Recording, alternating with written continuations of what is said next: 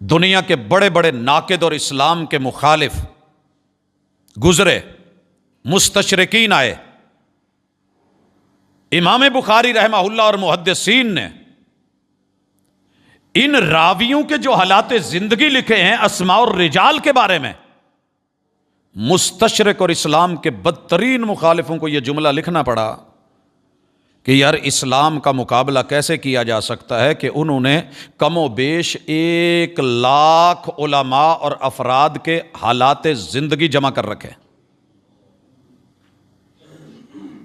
ان کو ان کے انبیاء کے حالات زندگی نہیں ملتے، اور ہمارے محبوب کی ولادت سے لے کے وفات تلک پل پل کی